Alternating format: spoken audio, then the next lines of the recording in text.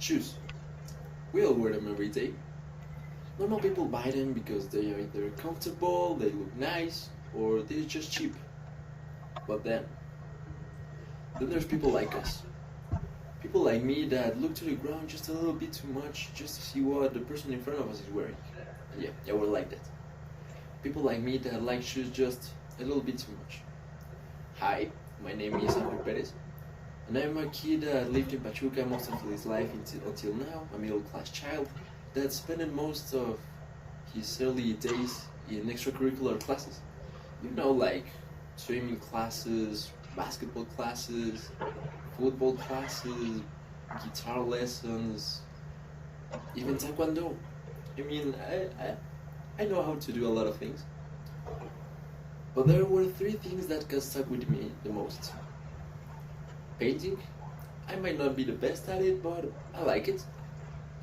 Music, like you can't catch me in a while without seeing me singing some Kendrick Lamar lyric or something like that. And basketball, the love of my life. I've been playing this marvelous sport for 11 years and I'm 17. When I first started playing, I noticed that I wasn't bad at it. In fact, I was better than most of my competition at the time. I started taking the sport seriously when I got to high school. I started to play all week, exercise a lot, and really focusing on my craft. After a long day of working out and some practice, I arrived to my house and something felt weird. It was like a pain, like I was 13 years old, nothing really hurted, really, but I was feeling something strange. These were the shoes I was wearing at that time. Pretty cool, right? Well, these are the bottom of my shoes. This is the bottom of my shoes. They don't look stretched, you might think, but can I suggest looking at this part of the sole? You can clearly see something there, right? Well, my parents had just told me that they would buy me some new shoes soon. So naturally I went on and turned them apart. Yeah. What I found inside of these shoes were two things. Some strange columns inside of my shoes, one reason, and what would turn out to be the passion for the rest of my life, I think. Shoes. Then it got a little bit out of hand. Then I bought these, those, these ones, these ones, these ones, these ones, these ones, those. Those are cool, right? And those, and those. Yeah, there's a lot of shoes. And you might be thinking, Angel, you just have 2 feet. Why so many shoes? Well, I'm not the only one. In fact, there's a lot of us. Yeah. Why? Why people like shoes so much? Well, because they live with them.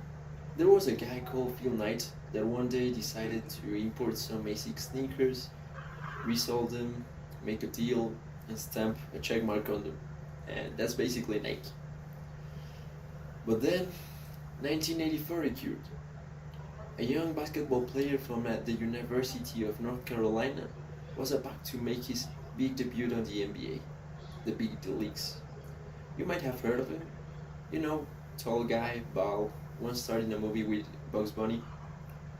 Michael Jordan. Well, he was about to make his big debut. So, naturally, he was a great player. He had made a name for himself in the courts.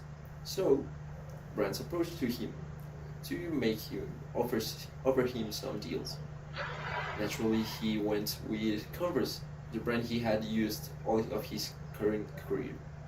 The people over at Converse offered him a great deal, the same treatment that the big stars was given. You know, Larry Bird, Magic Johnson, that league.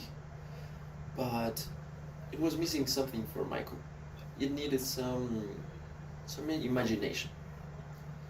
So then he got his interview with Adidas, the brand he had always dreamed of with being on. It was the same story.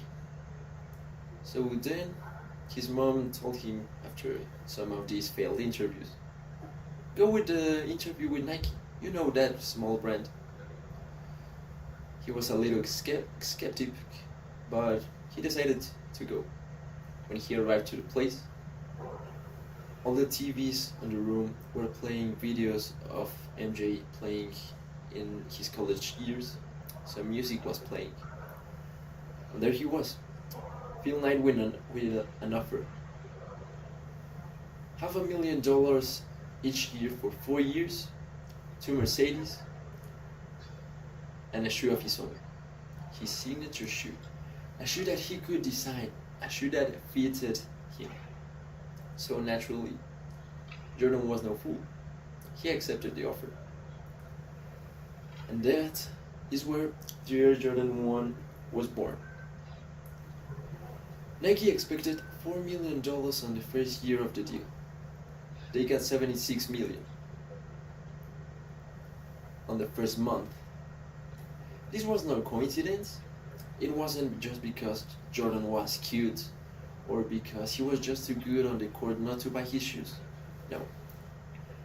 It was because the NBA had banned the shoes because a rule that stated that NBA players couldn't use a shoe with colorways not primarily using the white color. The NBA charged them $5,000 every day Michael Jordan wore them on a basketball court, and they happily paid.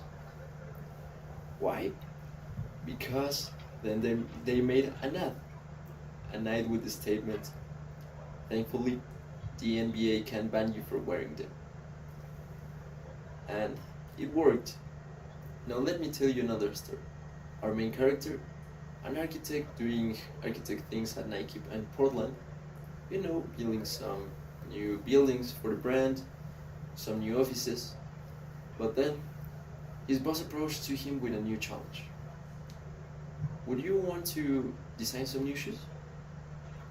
The Nike design team had been working on a new technology, Nike Air Max technology.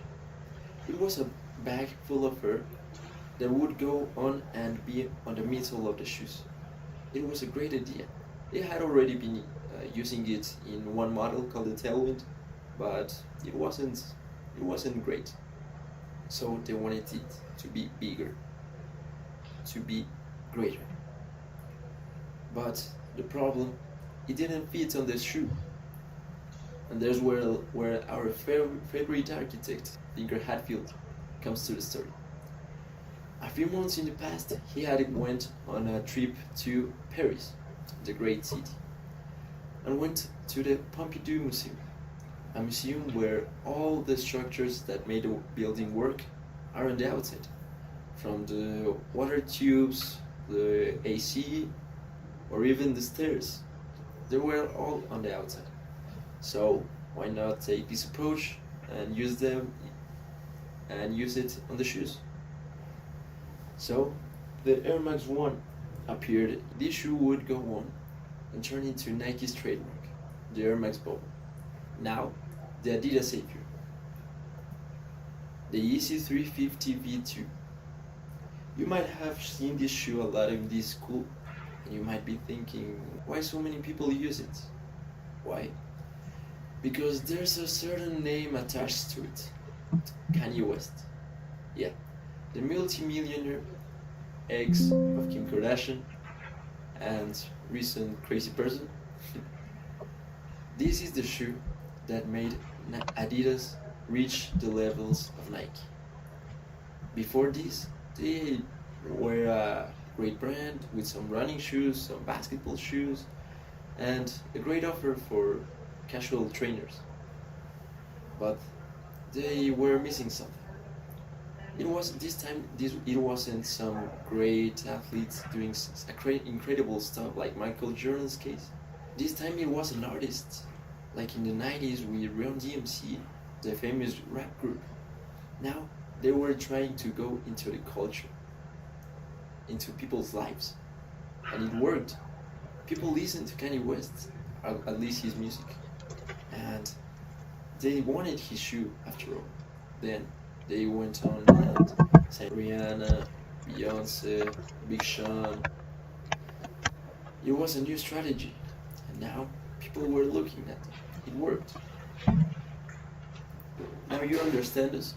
These were the shoes that I bought after the purple ones. A gift from my uncle when he went on a trip to the United States.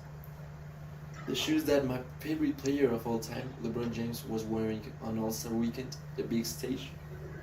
And there, he is one of my favorite rappers, Drake, cheering the other team, but we can dismiss it. Now you want to know how these shoes ended? We love shoes. Shoes live with us, and some of them might die for us.